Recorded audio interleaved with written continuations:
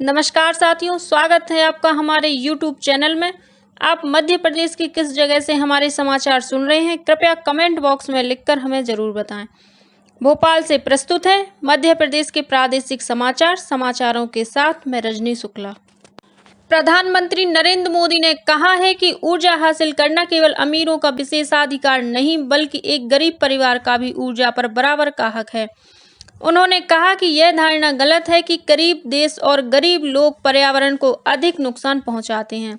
भारत का इतिहास बताता है कि इस तरह की सोच पूरी तरह से गलत है।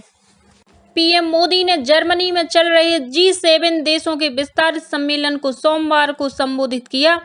बेहतर भविष्य में निवेश, जलवायु, ऊर्जा, स्वास्थ्य विषय पर आयोजित सत्र में पीएम मोदी ने अपने संबोधन में कहा, दुर्भाग्यवश ऐसा माना जाता है कि विश्व के विकास और पर्यावरण सुरक्षा के लक्ष्यों के बीच एक मूल टकराव है, लेकिन भारत का हजारों वर्षों का इतिहास इस सोच का पूर्ण रूप से खंडन करता है। पीएम मोदी ने कहा कि भारत में विश्व की 17% आबादी रहती है। इसके बावजूद विश्व में कार्बन उत्सर्जन में भारत की भागीदारी केवल 5% है। इसका मूल कारण हमारी जीवन शैली है। यह शैली प्रकृति के साथ सहअस्तित्व के सिद्धांत पर आधारित है। प्रधानमंत्री ने गरीबों के ऊर्जा पर समान अधिकार का पक्ष लेते हुए भारत में कम बिजली खपत, LED बल्ब और स्वच्छ ऊर्जा वाली रसोई गैस उपलब्ध कराए जाने का उल्लेख किया। उन्होंने कहा कि भारत ने यह दिखाया है कि गरीबों के लिए ऊर्जा सुनिश्चित करते हुए भी बड़ी मात्रा में कार्बन उत्सर्जन कम किया जा सकता है। कोरोना महामारी का जिक्र करते हुए मोदी ने कहा कि मानव और धरती का स्वास्थ्य आपस में जुड़ा है। इसी के चलते हमने एक विश्व एक स्वास्थ्य का नजरिया अपनाया है। महामारी के दौरान भारत ने स्वास्थ्य के क्षेत्र में डिजिटल प्रौद्योगिकी के उपयोग के लिए कई रचनात्मक तरीके निकाले हैं। इन तौर तरीकों को अन्य विकासशील देशों तक ले जाने के लिए G7 देश भारत को सहयोग दे सकते हैं। मुख्यमंत्री शिवराज सिंह चौहान ने कहा है कि समरस पंचायतों में नशा मुक्ति का अभियान चलाया जाएगा। नशा मुक्ति गांव को विशेष रूप से 2 लाख रुपए का पुरस्कार प्रदान किया जाएगा। समरस पंचायतों सहित सभी पंचायतों में बेटियों का मान, सम्मान और इज्जत बढ़े। बेटा बेटी को बराबर माना जाए। समरस पंचायतों को अपने काम से पूरे देश में उदाहरण प्रस्तुत करना है। हम यह सुनिश्चित करें कि हमारी पंचायत में कोई बच्चा कुपोषित नहीं रहे। मुख्यमंत्री श्री चौहान मुख्यमंत्री निवास परिसर में निर्विरोध निर्वाचन द्वारा समरस पंचायतों का गठन करने वाले प्रतिनिधियों के अभिनंदन समारोह को संबोधित कर रहे थे। मुख्यमंत्री श्री चौहान ने पंचायत प्रतिनिधियों को निर्विरोध निर्वाचित करने वाले ग्रामवासियों का आभार माना। मुख्यमंत्री श्री चौहान ने कहा कि प्रदेश में 630 सरपंच, 157 जनपद पंचायत सदस्य और 1 जिला पंचायत सदस्य निर्विरोध निर्वाचित हुए हैं। किसी भी पंचायत में सरपंच का निर्वाचन निर्विरोध रूप से होने पर 5 लाख रुपए, सरपंच पद के लिए वर्तमान और पिछला निर्वाचन निरंतर निर्विरोध होने पर 7 लाख रुपए तथा सभी पंच और सरपंच निर्विरोध निर्वाचित होने पर 7 लाख रुपए की प्रोत्साहन राशि प्रदान की जाएगी। इसी प्रकार पंचायत में सरपंच एवं पंच के सभी पदों पर महिलाओं का निर्वाचन होने पर पंचायत को 12 लाख रुपए और पंचायत में सरपंच एवं पंच के सभी पदों पर महिलाओं का निर्वाचन निर्विरोध होने पर पंचायत को 15 लाख रुपए की प्रोत्साहन राशि प्रदान की जाएगी। मुख्यमंत्री श्री चौहान ने कहा कि देश में सर्वप्रथम मध्य प्रदेश में ही पंचायतों में महिलाओं के लिए 50% आरक्षण की व्यवस्था की गई। महिलाओं में नेतृत्व क्षमता के साथ कर्मठता की कोई कमी नहीं है। इंदौर ने महिला महापौर के नेतृत्व में स्वच्छता के क्षेत्र में देश में कीर्तिमान स्थापित किया है। ग्राम पंचायतों में निर्वाचित महिला पंचायत प्रतिनिधि जनता की सेवा और गांव के विकास में नए कीर्तिमान स्थापित करेगी। मुख्यमंत्री श्री चौहान ने कहा कि लाडली लक्ष्मियों को महाविद्यालय स्तर पर प्रवेश पर 2 किस्तों में 25,000 रुपए उपलब्ध कराए जाएंगे। साथ ही कॉलेज स्तर की पढ़ाई की निःशुल्क व्यवस्था की जाएगी। मेधावी विद्यार्थियों को भी राज्य शासन निरंतर प्रोत्साहित कर रहा है। मुख्यमंत्री श्री चौहान ने महिला स्वसहायता समूहों के माध्यम से महिलाओं की आय प्रतिमाह 10,000 रुपए सुनिश्चित करने की दिशा में प्रयासरत रहने का भी आह्वान किया। मध्य प्रदेश पिछड़ा वर्ग विदेश अध्ययन छात्रवृत्ति योजना में वर्ष 2022-23 के लिए छात्रवृत्ति हेतु आवेदन आमंत्रित किए गए हैं। योजना में ऑनलाइन आवेदन करने की अंतिम तारीख 30 जून निर्धारित की गई है। पूर्व में आवेदन की अंतिम तिथि 20 जून थी। उल्लेखनीय है कि पिछड़ा वर्ग विदेश अध्ययन छात्रवृत्ति शोध उपाधि उपरांत अध्ययन, शोध उपाधि एवं स्नातकोत्तर उपाधि के लिए दी जाती है। अभ्यर्थी यदि MP स्कॉलरशिप पोर्टल पर पहले से रजिस्टर्ड हैं तो पूर्व में प्रदान की गई IED का प्रयोग कर ऑनलाइन आवेदन भर सकते हैं। नवीन रजिस्ट्रेशन के लिए आवश्यक दस्तावेज को स्वयं द्वारा स्थापित कर आवेदन की प्रति के साथ आयुक्त पिछड़ा वर्ग तथा अल्पसंख्यक कल्याण मध्य प्रदेश सतपुड़ा भवन भोपाल में जमा करा सकते हैं। आवेदन पत्र का प्रारूप विभाग की वेबसाइट से प्राप्त किया जा सकता है। ऑनलाइन आवेदन स्कॉलरशिप पोर्टल पर भी किया जा सकता है। मंगलवार को मुख्यमंत्री शिवराज सिंह चौहान की अध्यक्षता में कैबिनेट बैठक होने जा रही है। इसमें आर्थिक एवं सांख्यिकी विभाग की ओर से तैयार 2 महत्वपूर्ण प्रस्ताव पर मंजूरी मिल सकती है। इन प्रस्तावों को मंजूरी मिलने के बाद मुख्यमंत्री स्वेच्छानुदान से जरूरतमंदों को 200 करोड़ रुपए की मदद कर पाएंगे। वहीं विधायक अपने क्षेत्र के लोगों की मदद के लिए 50 लाख रुपए खर्च कर पाएंगे। मध्य प्रदेश में मुख्यमंत्री का स्वेच्छानुदान 200 करोड़ रुपए करने का प्रस्ताव तैयार किया गया है। यह वर्ष 2021-22 में 110 करोड़ रुपए था।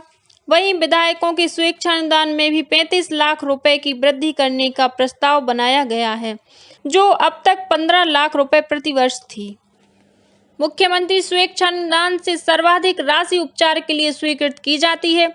प्रदेश भर से प्रकरण विधायक, कलेक्टर सहित अन्य माध्यमों से मुख्यमंत्री कार्यालय पहुंचते हैं। प्राथमिकता के आधार पर इन्हें स्वीकृत करके सीधे संबद्ध अस्पतालों को राशि अंतरित की जाती है। दुर्घटनाओं में मृतक और गंभीर रूप से बीमार के उपचार के लिए भी स्वेच्छानुदान से ही राशि स्वीकृत की जाती है। विधायकों को निर्वाचन क्षेत्र विकास के लिए दी जाने वाली विधायक निधि 1 करोड़ 85 लाख रुपए से बढ़ाकर 2.5 करोड़ रुपए और स्वेच्छानुदान 15 लाख रुपए वार्षिक से बढ़ाकर 50 लाख रुपए किए जाने की घोषणा मुख्यमंत्री शिवराज सिंह चौहान ने मार्च 2022 में की थी। मध्य प्रदेश के वित्त मंत्री जगदीश देवड़ा चंडीगढ़ में होने वाली GST परिषद की 47वीं बैठक में शामिल होंगे। उल्लेखनीय है कि केंद्रीय वित्त मंत्री निर्मला सीतारमण की अध्यक्षता में सभी राज्यों एवं केंद्र शासित प्रदेशों के प्रतिनिधियों की GST परिषद की 47वीं बैठक 28-29 जून को होगी। परिषद की बैठक 6 महीने बाद हो रही है। GST परिषद में राज्यों के वित्त मंत्रियों के समूह की 2 रिपोर्ट भी पेश होगी। साथ ही राज्यों को राजस्व की कमी के लिए मुआवजे का भुगतान करने की व्यवस्था पर भी चर्चा होगी।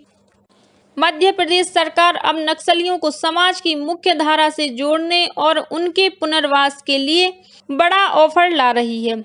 इस ऑफर के तहत सरकार ने नई सरेंडर पॉलिसी तैयार की है। नई सरेंडर पॉलिसी में सरकार पुलिस के सामने सरेंडर करने वाले नक्सलियों को घर, खेती की जमीन, 5 लाख रुपए नगद, राशन, मुफ्त इलाज, प्रोफेशनल ट्रेनिंग के लिए 6,000 रुपए देगी। नक्सलियों की रैंक के हिसाब से उनको पुरस्कृत भी किया जाएगा। मध्य प्रदेश में त्रिस्तरीय पंचायत चुनाव के पहले चरण का मतदान कल संपन्न हो गया। पंचायत के प्रथम चरण के मतदान के लिए प्रदेश भर में बड़ा उत्साह देखने को मिला। प्रदेश भर में पंचायत चुनाव के पहले चरण में 67% मतदान हुआ। मतदान में इस बार महिलाओं का वोट प्रतिशत पुरुषों के मुकाबले 4% ज़्यादा रहा। महिलाओं का मतदान प्रतिशत 69 रहा तो वहीं पुरुषों का वोट प्रतिशत 65% रहा। पहले चरण में 1,49,23,165 मतदाता थे। और अब पेश है मौसम का हाल।